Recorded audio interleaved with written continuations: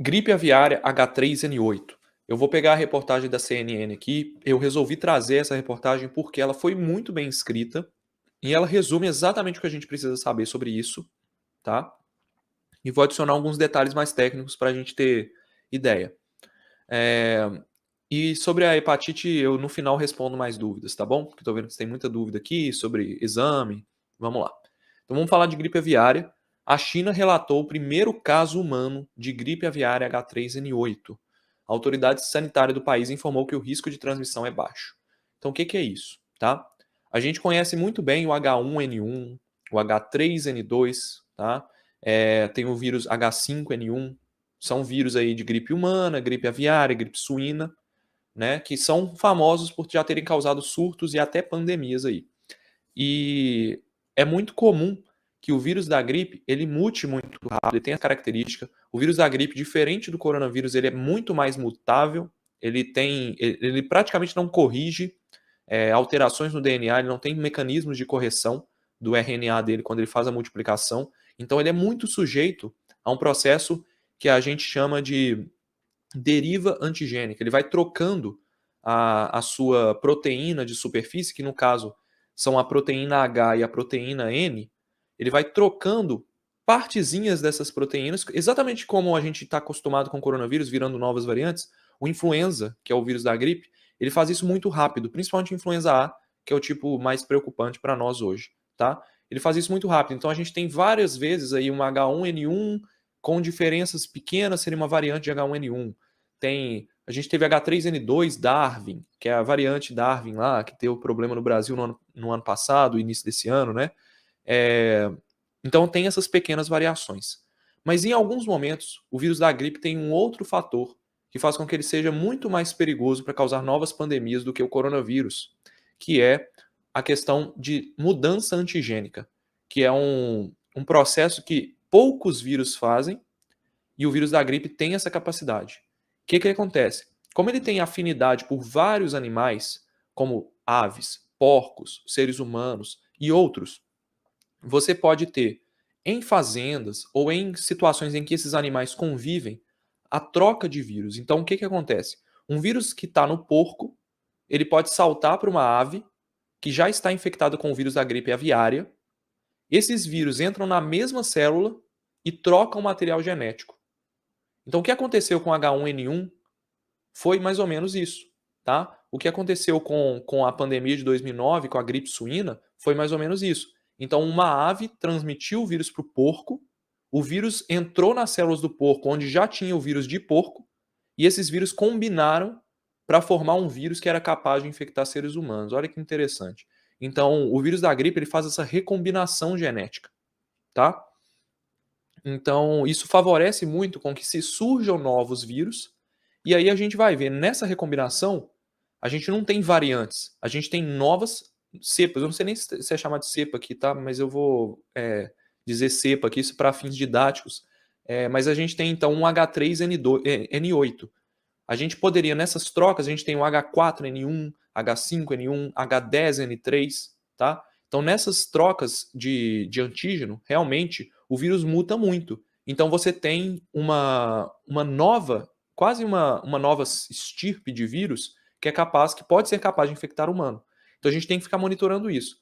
E o vírus H3N8 só tinha sido detectado em aves, principalmente galinhas aí, cavalos, mas nunca tinha sido detectado em seres humanos. E é um risco sempre que a gente detecte isso, porque em seres humanos, como nunca detectou, a gente tem que ficar atento para ver se ele não vai ser transmitido adiante, tá? Isso, se vocês viram o vídeo do potencial pandêmico, vocês sabem que um dos critérios é o vírus ter muita mutação, o segundo é ele ser capaz de infectar seres humanos, e o próximo critério para se tornar uma pandemia que esse vírus não atingiu é ser capaz de ser transmitido de humano para humano. Se a gente tivesse um H3N8 capaz de ser transmitido para humano a humano, pode ter certeza que isso aqui ia explodir em alguma outra coisa. H3N8 é muito perigoso? Normalmente, quando o vírus da gripe ele faz uma mutação desse tipo de mudança antigênica, ele vem com um sistema totalmente diferente do vírus anterior. Então, o nosso sistema imune não tem contato com esse vírus antes. Então, ele pode ser muito perigoso, porque a gente nunca teve imunidade prévia contra ele.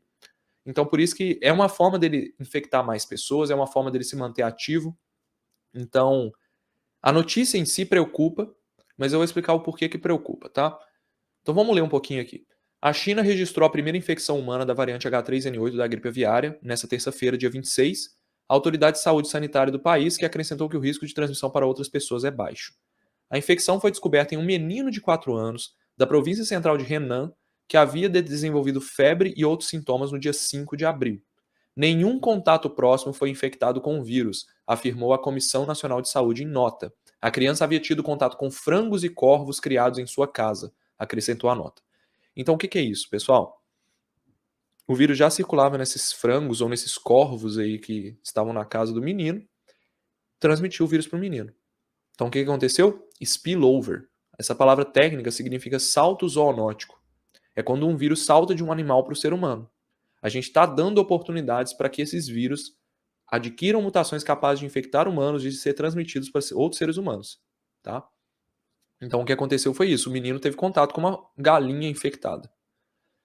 A variante H3N8 havia sido detectada anteriormente em outros lugares do mundo, em cavalos, cachorros, pássaros e focas, mas nenhum caso de H3N8 em humanos havia sido reportado, afirmou a comissão. A comissão disse que uma avaliação inicial determinou que a variante ainda não tinha habilidade de infectar efetivamente os seres humanos e que o risco de uma epidemia em grande escala era baixo. Então, demos sorte. Por quê? Saltou um vírus de algum animal para esse menino e esse vírus não tinha um fit com a proteína que o vírus influenza infecta, com as células que ele infecta. Então, diferente do coronavírus, que liga lá na proteína ACE2, que é um receptor das nossas células, muito bem e se liga nele, esse H3N8 não se ligava bem. O fato dele não se ligar bem fazia com que ele sim conseguisse ser replicado dentro da célula e tudo, mas ele não conseguisse mais ser transmitido adiante. Não num nível que fosse infeccioso. Então aquele menino não passou a doença para ninguém. E nem pegou de ninguém, porque todo mundo foi avaliado ali ao redor dele e ninguém estava doente. Tá? Muitas variantes diferentes da gripe aviária estão presentes na China. Por quê? É muito normal a gente esperar que novas pandemias, novos vírus surjam na China e na Índia. Porque é onde você tem ali, quase somando os dois países, você tem quase 3 bilhões de pessoas. Quase metade do planeta está naquele canto. Entendeu? Se você somar a Ásia inteira, mais da metade, provavelmente. Então, onde que vai surgir? Muito provavelmente lá. A probabilidade é muito maior.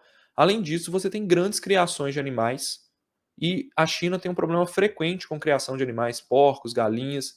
Tanto que no ano passado aí, a China reportou o primeiro caso de H10N3 em humanos. Então foi detectada uma nova proteína H, hemaglutinina H10, e uma neuraminidase 3. Então é um novo vírus influenza que infectou os seres humanos, também não foi passado para frente. Alguma hora isso vai passar, tá? A China tem populações imensas de aves selvagens e criadas para consumo, criando um ambiente ideal para que vírus aviários se misturem e sofram mutações. A vigilância maior sobre a influenza aviária em pessoas também significa que mais infecções estão sendo identificadas. Então, o que a gente aprende com essa notícia, pessoal? Que, infelizmente, o modo de vida que nós levamos, ele nos sujeita a ter contato com animais que podem nos infectar e que podem levar a novas pandemias. A gente deu sorte agora, porque o vírus que saltou para ser humano não era infeccioso, mas é assim que começa.